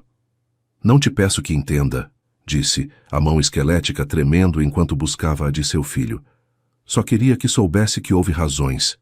Erradas, covardes, mas razões. E todos esses anos? Perguntou Rafael, sentindo que a pergunta queimava sua garganta. Por que nunca tentou nos contactar? Tentei, no começo. Mas sua mãe tinha razão em não querer saber de mim. E depois? Depois foi mais fácil me convencer de que vocês estavam melhor sem mim. De que minha ausência era um presente, não um abandono. Não era. Eu sei. Agora eu sei. O silêncio que seguiu estava carregado de tudo que não podia ser dito com palavras. Rafael olhou para seu pai, para aquele homem reduzido a pele e ossos que uma vez havia enchido uma sala com sua presença, que o havia levado nos ombros para ver jogos de futebol no velho estádio do América, que lhe havia ensinado a andar de bicicleta nas ruas de paralelepípedos do centro histórico. E sentiu que algo se afrouxava dentro de seu peito. Não era perdão exatamente. Era algo mais complicado. Uma aceitação de que a vida raramente oferecia narrativas limpas de bons e maus, de que pessoas feridas às vezes ferem outras, de que entender não significava justificar, mas sim, talvez, liberar. Não quero morrer sendo um estranho para você, sussurrou André. Mas entenderei se é isso que prefere. Rafael fechou os olhos e, atrás de suas pálpebras, viu 30 anos condensados num instante. A manhã do abandono, os anos de luta de sua mãe, sua própria transformação de criança ferida em homem que repetia padrões sem saber. E depois viu os últimos meses, a marca no pescoço de Marina, a queda de sua mãe, as sessões com o Dr. Mendes, o lento e doloroso processo de aprender a ser humano. Abriu os olhos e olhou seu pai diretamente. Você não será um estranho. Não tenho muito tempo para te dar, mas o que tenho é seu. As lágrimas que escorreram pelas bochechas afundadas de André foram silenciosas, mas seu significado era mais eloquente que qualquer discurso. Rafael passou 4 dias em Buenos Aires. Não foram dias de reconciliação mágica, nem de perdão instantâneo. Foram dias de conversas difíceis, de silêncios desconfortáveis, de aprender a conhecer um estranho que compartilhava seu sangue. Conheceu Teresa, a mulher que havia cuidado de seu pai durante os últimos 20 anos, e viu nela uma bondade que não tinha obrigação de oferecer, mas que oferecia de todo jeito. Caminhou pelo bairro onde seu pai havia refeito sua vida, imaginando as décadas de anonimato voluntário, de carregar um segredo que o separava de tudo que havia amado. Quando chegou o momento de partir, pai e filho se olharam com a certeza de que provavelmente não se veriam novamente. Obrigado por vir, disse André. E obrigado por quem você se tornou. Você é um homem melhor do que eu fui. Isso é tudo que sempre quis para você. Rafael se inclinou e, pela primeira vez em 30 anos, abraçou seu pai. Foi um abraço desajeitado, interrompido por tubos de oxigênio e ossos frágeis, mas era real. Adeus, pai.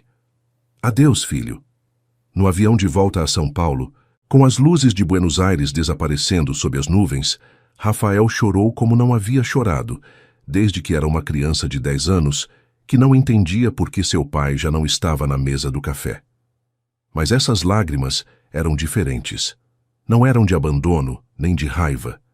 Eram de libertação. Caio Outono paulistano pintava o Ibirapuera de ocres e vermelhos enquanto Rafael caminhava por suas trilhas com uma claridade mental que não havia experimentado em décadas. Haviam passado 2 meses desde sua viagem à Argentina e 3 semanas desde que recebeu a notícia de que seu pai havia falecido pacificamente, rodeado de Teresa e da enfermeira que o cuidava. O luto havia sido estranho. Não a devastação de perder alguém próximo, mas a melancolia de fechar um capítulo que havia permanecido aberto por tempo demais. A empresa havia mudado profundamente desde a crise de Rogério. As reformas que Rafael havia implementado começavam a dar frutos visíveis. A satisfação dos funcionários havia aumentado 40%, segundo as últimas pesquisas internas. A retenção de talentos havia melhorado dramaticamente, e os clientes comentavam abertamente sobre a transformação no serviço e na cultura corporativa. Mas o mais significativo era o que havia mudado dentro dele. As sessões com o Dr. Mendes continuavam, embora agora se sentissem menos como escavações arqueológicas e mais como conversas entre 2 pessoas que trabalhavam juntas rumo a um objetivo comum. Rafael havia aprendido a identificar os padrões destrutivos antes que o dominassem.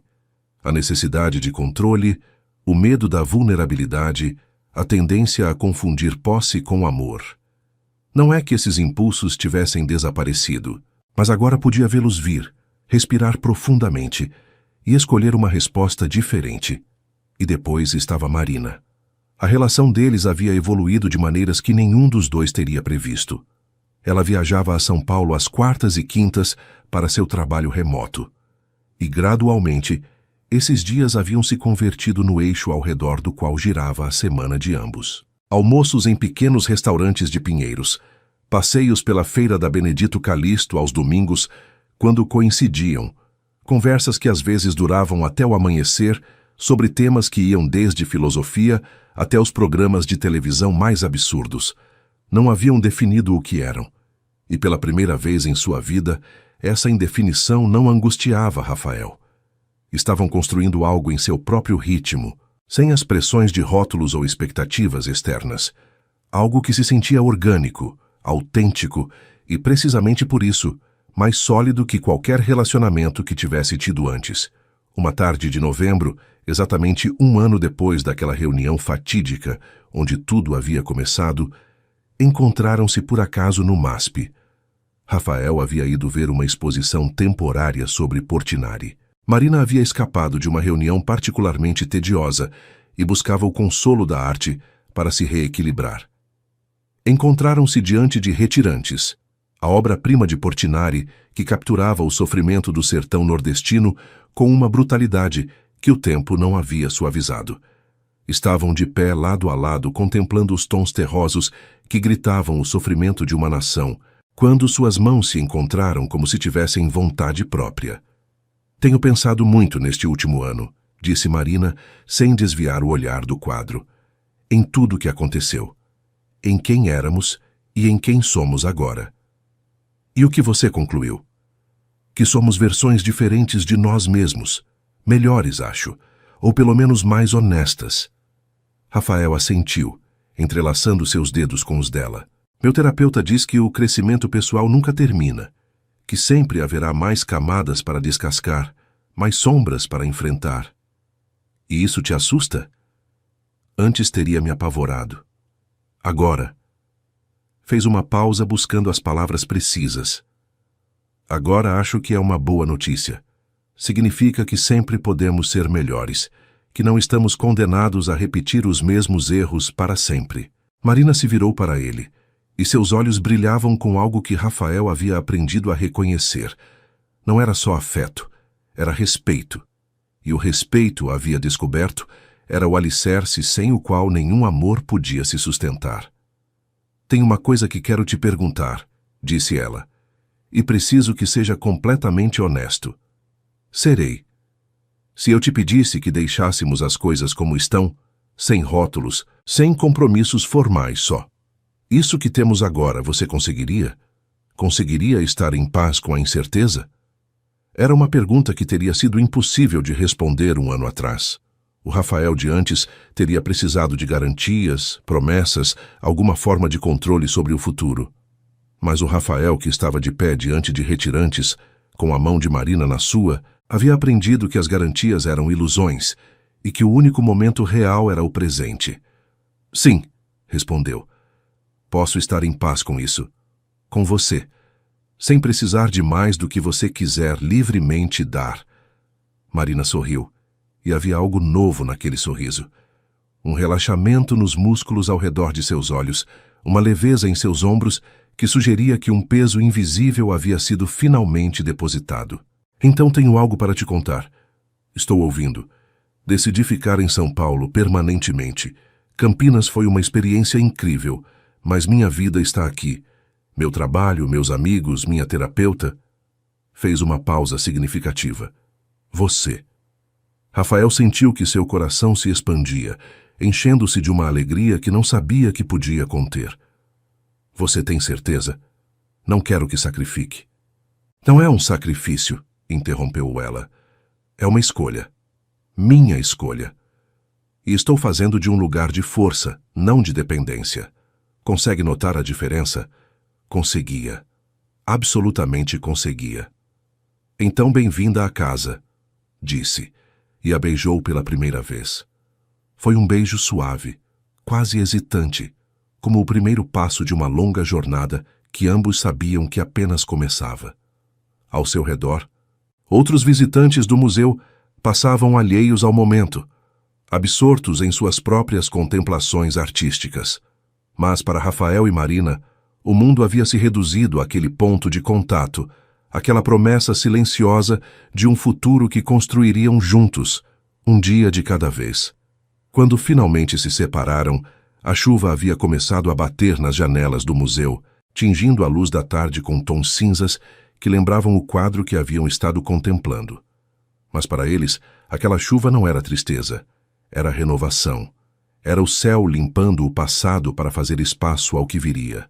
Saíram do museu de mãos dadas, sem guarda-chuva, deixando que a chuva os encharcasse enquanto caminhavam pelas ruas brilhantes de São Paulo. Marina ria, o cabelo grudado em seu rosto, que Rafael se descobriu rindo também. Algo que não fazia com frequência, algo que havia esquecido que podia fazer. E naquele momento, sob a chuva paulistana, sentiu que finalmente havia encontrado o que estivera buscando toda a sua vida. Não outra pessoa que o completasse, mas alguém com quem compartilhar a aventura de se completar. O inverno paulistano era implacável, mas bonito, com céus de um azul cristalino que só aparecia quando o frio era mais intenso. A cidade se vestia de luzes natalinas, e o aroma de paçoca e cocada flutuava pelas ruas do centro, enquanto músicas de Natal escapavam de lojas e bares igualmente. Para Rafael, essas semanas representaram o fechamento definitivo de um ciclo e o início consciente de outro.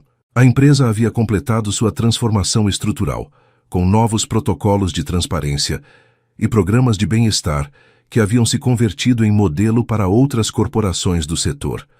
O Conselho de Administração, que um ano antes havia conspirado para destituí-lo, agora o citava como exemplo de liderança inovadora em conferências e seminários. Mas o mais importante ocorria fora das salas de reunião. Marina havia se mudado para um apartamento em Vila Mariana, a 20 minutos a pé do apartamento de Rafael nos Jardins. Não era uma distância escolhida ao acaso. Representava seu desejo de manter espaços próprios enquanto construíam algo compartilhado. Viam-se quase todos os dias, mas cada um preservava seu território pessoal, suas rotinas individuais, sua identidade separada. É como aprender a dançar, explicou-lhe Marina numa noite enquanto jantavam num pequeno restaurante português do Bexiga. Se os dois tentam conduzir, pisam um no outro. Se nenhum guia, ficam parados. A magia está no equilíbrio em saber quando ceder e quando sustentar. Parece algo que sua terapeuta diria. É algo que minha terapeuta disse, admitiu ela com um sorriso. Mas isso não torna menos verdadeiro. Rafael havia começado a assistir sessões de casal com Marina, não porque houvesse problemas a resolver, mas como medida preventiva. Ambos carregavam cicatrizes de relacionamentos passados e preferiam aprender a navegar os conflitos antes que surgissem.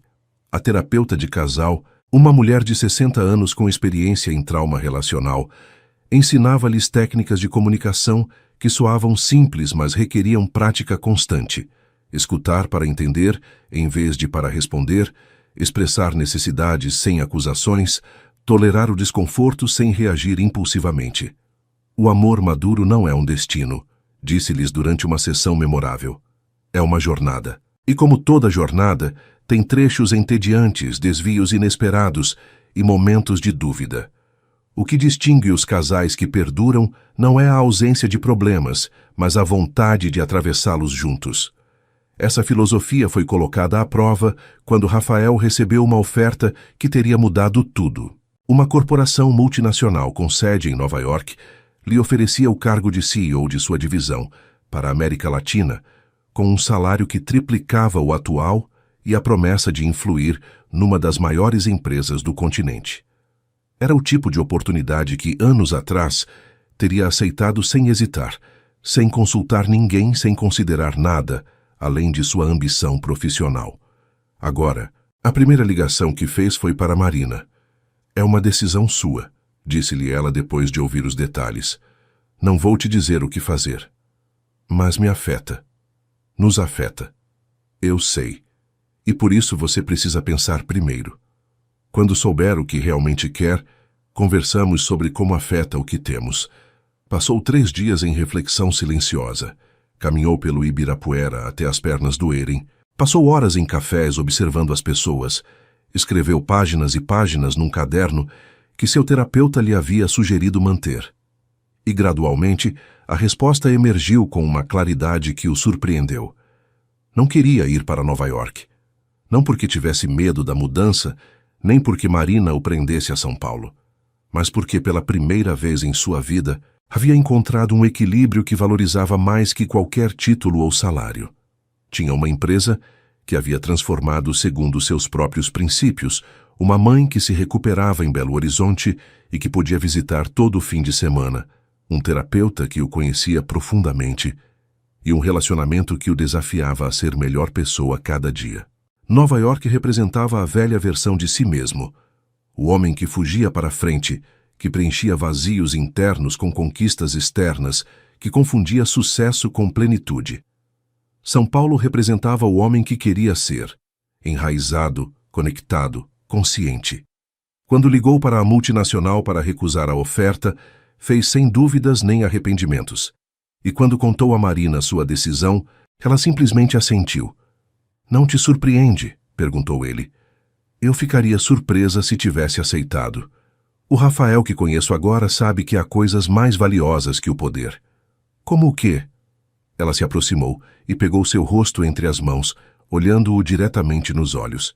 Como a paz interior, como os relacionamentos autênticos, como a possibilidade de acordar toda manhã e saber que suas ações estão alinhadas com seus valores. Você parece um livro de autoajuda. Pareço alguém que finalmente aprendeu a viver de verdade. Beijou-o suavemente.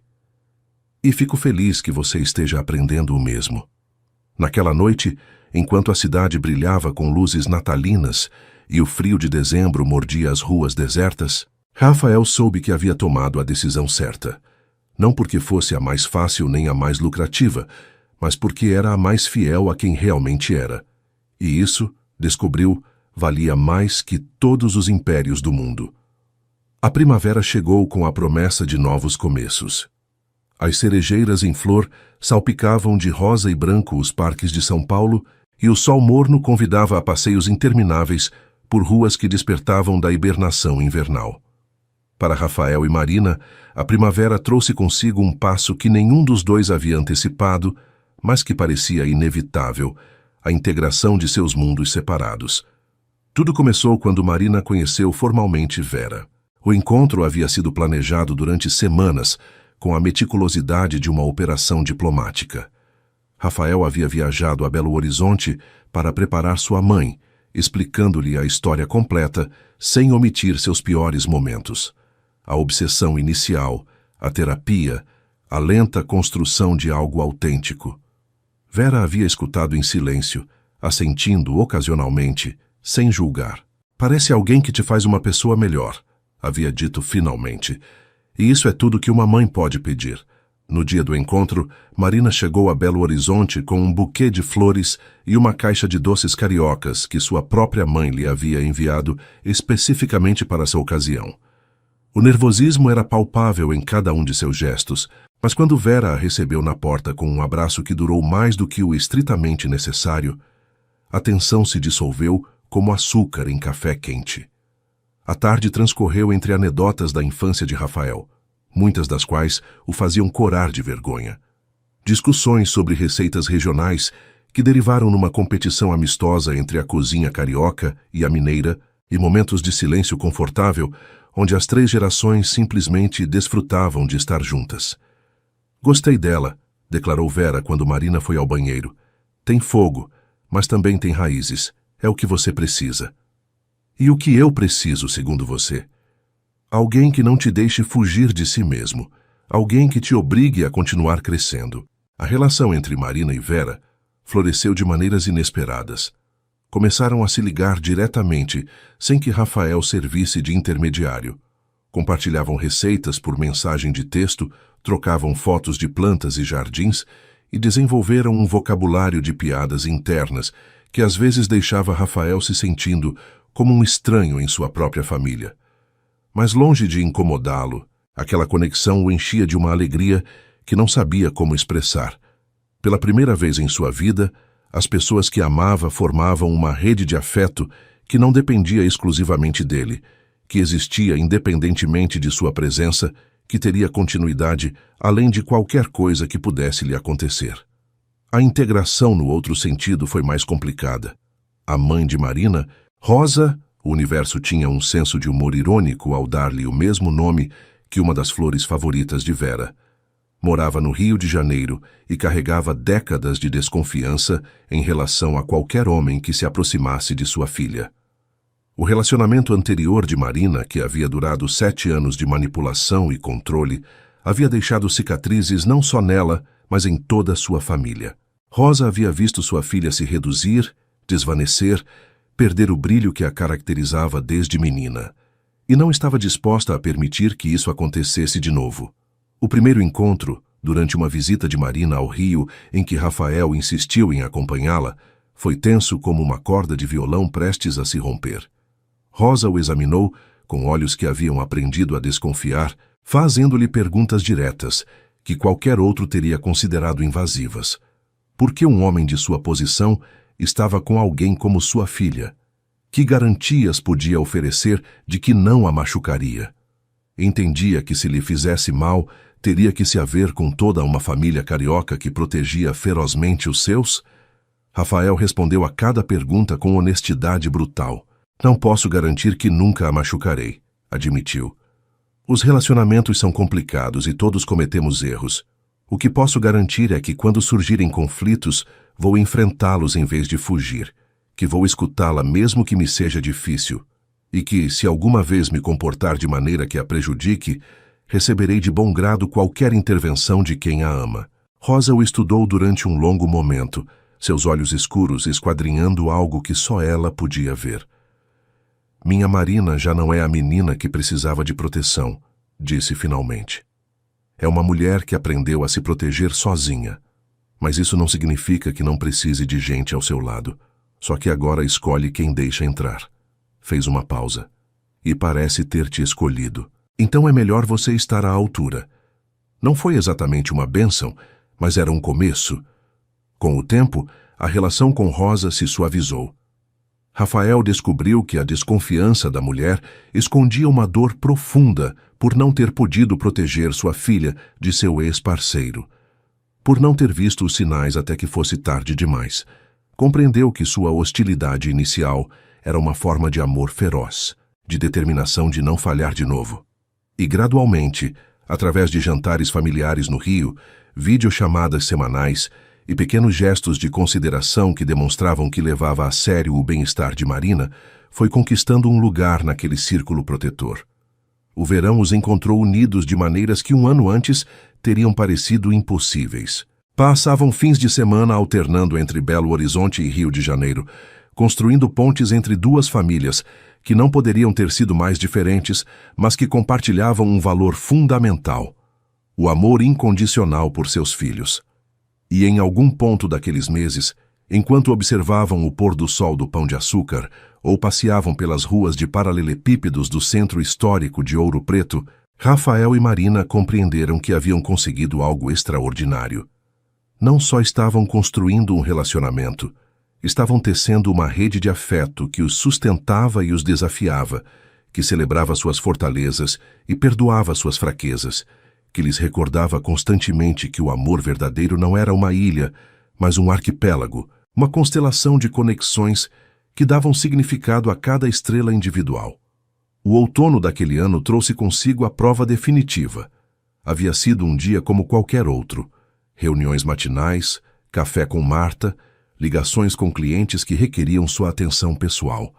Rafael estava revisando relatórios financeiros quando seu celular tocou com o tom específico que havia atribuído a Marina. "Preciso que venha ao hospital." Sua voz soava estranha, controlada, mas com um tremor subterrâneo. Agora. A viagem dos jardins até o hospital sírio-libanês foi um borrão de ruas e semáforos que mal registrou. Sua mente fabricava cenários catastróficos que lhe apertavam o peito, enquanto o táxi avançava entre o trânsito da hora do rush paulistano. Quando chegou, encontrou Marina numa sala de espera da área de emergência. Tinha o rosto pálido e as mãos entrelaçadas com força sobre seu colo, mas não havia lágrimas. Só uma calma tensa que ele havia aprendido a reconhecer como seu mecanismo de defesa diante das crises. "É meu pai", disse antes que ele pudesse perguntar. "Infarto. Está estável, mas precisava que você estivesse aqui." Rafael sentou a seu lado e a envolveu com o braço, sentindo como o corpo dela se inclinava em direção ao seu, buscando uma âncora na tempestade. As horas seguintes foram um turbilhão de médicos entrando e saindo, de ligações frenéticas com familiares no Rio, de xícaras de café de máquina que sabiam a papelão, mas que proporcionavam algo para fazer com as mãos. O pai de Marina, Antônio, havia sofrido um infarto enquanto passeava pelo parque perto de seu hotel em São Paulo. Havia vindo visitar sua filha sem avisar, uma surpresa que agora tinha consequências imprevistas. Rosa chegou no primeiro voo do Rio, com os olhos avermelhados, mas as costas retas de quem não se permite desmoronar diante de uma crise. O encontro entre ela e Rafael foi diferente desta vez. A mulher que meses antes o havia interrogado como a um suspeito, agora apertou sua mão com gratidão silenciosa. "Obrigada por estar aqui", sussurrou. "Por cuidar da minha menina. Não poderia estar em nenhum outro lugar." Antônio sobreviveu. Os médicos explicaram que o infarto havia sido moderado, uma palavra que parecia absurdamente minimizadora quando se tratava do coração de alguém, e que com reabilitação e mudanças no estilo de vida poderia se recuperar completamente. Mas o susto havia sido real, e suas repercussões se estenderiam muito além dos muros do hospital. Para Marina, ver seu pai naquela cama de hospital, o homem que sempre havia sido sua rocha, que a havia defendido quando ninguém mais o fazia, que havia chorado em silêncio no dia em que finalmente deixou seu ex-parceiro, despertou medos que acreditava superados. Durante as noites seguintes, acordava com pesadelos que não conseguia lembrar, mas que a deixavam encharcada de suor e tremendo. Rafael ficava acordado com ela, sem tentar consertar nada, simplesmente estando presente. Fazia-lhe chá quando não conseguia dormir, escutava quando precisava falar, dava-lhe espaço quando precisava de silêncio. Aplicava tudo o que havia aprendido sobre sustentar sem controlar, sobre acompanhar sem invadir. Não sei como te agradecer, disse-lhe ela numa madrugada, quando os primeiros raios do sol começavam a se filtrar pelas persianas. Nunca tive alguém assim num momento como este. Você não precisa me agradecer. Isso é o que fazem as pessoas que se amam. Eu sei. Mas para mim isso é novo. Estar com alguém que realmente aparece quando preciso, que não desaparece nem fica bravo quando as coisas ficam difíceis. Rafael olhou para ela, vendo em seus olhos o reflexo de todos os homens que a haviam decepcionado antes. O ex, que usava as crises como desculpas para exercer controle, os amores passageiros que fugiam diante do primeiro sinal de complicação, todos aqueles que haviam prometido estar sem saber realmente o que significava. Não vou a lugar nenhum, disse, e as palavras soaram como um juramento. Nem agora, nem nunca. Não porque seja perfeito, mas porque escolhi estar aqui, com você, em tudo que isso significa. Marina apoiou a cabeça em seu ombro e, pela primeira vez desde a ligação do hospital, seu corpo relaxou completamente. Eu te amo, sussurrou. E me custou muito tempo poder dizer isso sem medo. Eu também te amo. E também me custou muito tempo poder receber isso sem desconfiar. Permaneceram assim, abraçados na luz do amanhecer, duas pessoas que haviam atravessado o fogo de suas próprias histórias para se encontrar neste momento de paz imperfeita, mas verdadeira. Antônio recebeu alta 2 semanas depois. Rosa decidiu ficar em São Paulo durante sua recuperação, instalando-se num apart-hotel perto do apartamento de Marina. O que começou como uma necessidade médica se transformou gradualmente em algo mais. Uma oportunidade para que mãe e filha reconstruíssem aspectos de sua relação que os anos de distância haviam erosionado. Rafael observava essas dinâmicas de uma distância respeitosa, intervindo apenas quando era convidado, oferecendo seu apartamento para jantares familiares que reuniam Oliveira e Santos numa mistura improvável, mas cada vez mais harmoniosa. Sua mãe viajou de Belo Horizonte em várias ocasiões, e a imagem de Vera e Rosa cozinhando juntas em sua cozinha minimalista, discutindo sobre o ponto exato do tempero enquanto seus filhos punham à mesa, se converteu num de seus recordações favoritas. Não era perfeito. Havia momentos de tensão, diferenças culturais que requeriam navegação cuidadosa, velhas feridas que às vezes se reabriam inesperadamente. Mas era real. E o real, havia aprendido Rafael, era infinitamente mais valioso que qualquer fantasia de perfeição. Uma noite de dezembro, exatamente 2 anos depois daquela reunião onde havia visto a marca no pescoço de Marina, os dois se encontravam jantando no mesmo restaurante onde haviam tido sua primeira conversa séria em São Paulo.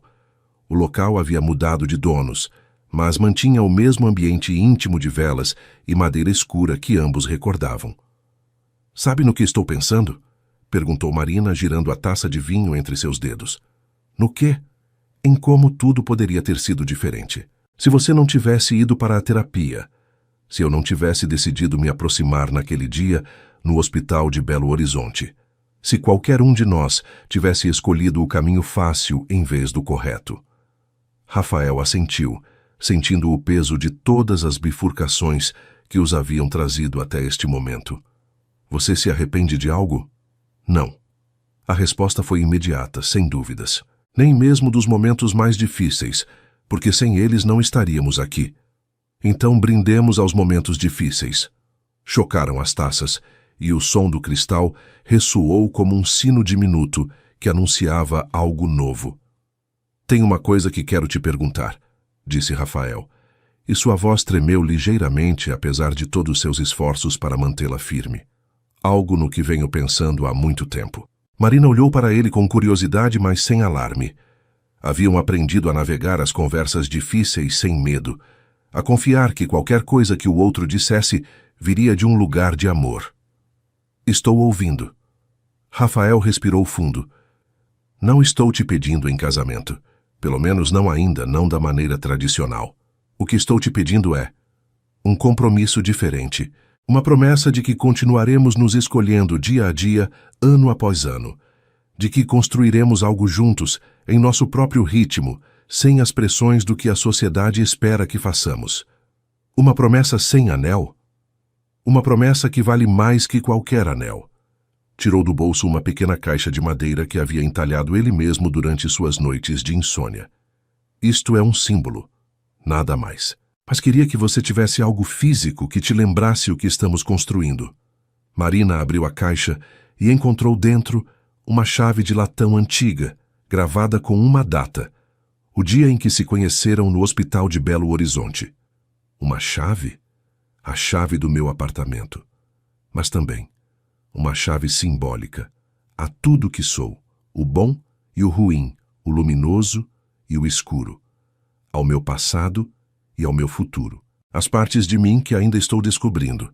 Os olhos de Marina brilhavam com lágrimas que não tentava conter. Rafael, você não precisa responder agora. Não precisa responder nunca se não quiser. Só precisava que soubesse que, aconteça o que acontecer, você já mudou minha vida de maneiras que nunca poderei agradecer o suficiente. Marina fechou a caixa com cuidado, segurando-a contra o peito como se contivesse algo infinitamente precioso. Sim, disse, a tudo que você está me oferecendo. Sim, e naquele restaurante de São Paulo, sob a luz tênue das velas e o murmúrio de outras conversas que seguiam seus próprios fios, duas pessoas que haviam aprendido através da dor o verdadeiro significado do amor, selaram um pacto que não precisava de testemunhas nem cerimônias. Só eles, só esse momento, só a promessa de continuar crescendo, juntos e separadamente, na direção da luz. O sol de primavera banhava a varanda do apartamento que agora compartilhavam, enchendo o espaço de uma luz dourada que parecia abençoar cada canto. As plantas que Marina havia insistido em comprar, este lugar precisa de vida, havia dito, floresciam em vasos de barro, suas cores vibrantes contrastando com a estética minimalista que Rafael havia cultivado durante anos, mas que agora lhe parecia fria, incompleta. 3 anos haviam passado desde aquela reunião, onde uma marca num pescoço havia desencadeado uma transformação que nenhum dos dois havia antecipado.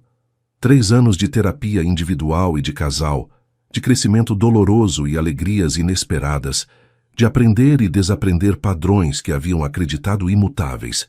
Rafael estava sentado numa espreguiçadeira, com um livro aberto sobre o colo que fazia tempo havia deixado de ler. Observava Marina se mover pela varanda, regando as plantas com uma atenção quase meditativa, cantarolando um samba que sua mãe lhe havia ensinado quando criança. Sabe o que eu pensava no dia em que te vi pela primeira vez naquela sala de reuniões? Perguntou, quebrando o silêncio confortável que os envolvia. Marina deixou o regador e se virou para ele com um sorriso. Além do que já me contou sobre a marca no meu pescoço? Além disso, Rafael se endireitou, fazendo espaço para que ela se sentasse ao seu lado. Pensava que você era a pessoa mais segura de si mesma que eu já havia conhecido, que irradiava uma confiança que eu só fingia ter, e que isso me apavorava. Eu, segura de mim mesma. Marina riu. Estava apavorada naquele dia. Era minha primeira apresentação importante na empresa. Meu chefe me intimidava enormemente e estava convencida de que a qualquer momento descobririam que eu não fazia ideia do que estava fazendo. Seu chefe te intimidava? Rafael fingiu se ofender. Enormemente. Você tinha aquele jeito de olhar que parecia atravessar paredes. E depois, quando começou a aparecer em todos os lugares. Bem, você já sabe como me senti. Sei, e ainda me envergonha. Já não deveria. Marina pegou sua mão entrelaçando os dedos com a naturalidade de quem repetiu o gesto milhares de vezes. Aquele homem já não existe. Ou melhor, se transformou em alguém de quem me orgulho de amar. Rafael olhou para ela, vendo em seus olhos o reflexo de todo o caminho percorrido. Os medos enfrentados, as sombras iluminadas, as partes quebradas de ambos que haviam aprendido a sustentar com delicadeza em vez de tentar consertar. Você lembra o que me disse naquela noite no hospital de Belo Horizonte? Perguntou. Sobre a sopa de legumes e as almas perdidas. Disse que a sopa de legumes curava tudo. E eu perguntei se podia curar um CEO obsessivo com problemas de controle. E eu disse que isso requeria mais que sopa. Qual é o veredicto final? Estou curado? Marina pareceu considerar a pergunta com seriedade teatral. Acho que curado não é a palavra certa. Acho que você está em processo, como todos. Mas a diferença é que agora você sabe que está em processo, e isso muda tudo. O celular de Rafael vibrou com uma mensagem. Era uma foto de sua mãe em Belo Horizonte, posando junto à roseira que havia plantado em seu jardim no verão anterior. A mensagem dizia simplesmente: primeira rosa da temporada. Te amo. Mostrou a foto a Marina, que sorriu com aquela calidez que reservava para os momentos familiares. Deveríamos visitá-la em breve. Neste fim de semana, e talvez depois pudéssemos descer ao Rio para ver seus pais. Um tour familiar? Algo assim, tenho pensado. Rafael fez uma pausa, ordenando seus pensamentos. Que talvez devêssemos procurar um lugar maior. Algo a meio caminho entre nossas famílias, com espaço para quando vierem nos visitar, com um jardim onde você possa plantar todas as flores que quiser. Os olhos de Marina brilharam. Você está sugerindo que moremos juntos oficialmente? Que compremos algo juntos? Estou sugerindo que construamos um lar. Não só um apartamento onde dormimos, mas um lar de verdade. Com raízes. Rafael Oliveira falando de raízes. Marina balançou a cabeça, mas sorria. Nunca pensei que veria este dia. Eu também não. Mas acontece que as raízes não são tão assustadoras quando as planto junto à pessoa certa.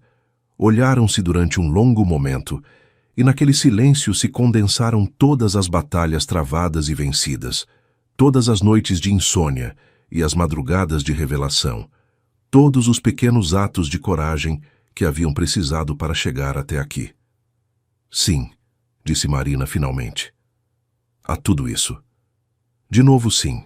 Rafael se levantou e a puxou para si, envolvendo-a num abraço que continha gratidão e promessa em partes iguais. Por cima de seu ombro, podia ver a cidade de São Paulo se espreguiçando sob o sol primaveril, os prédios refletindo a luz como testemunhas silenciosas de todas as histórias que se desenvolviam atrás de suas janelas. Sabe o que é o mais estranho de tudo isso? Murmurou contra seu cabelo. O quê?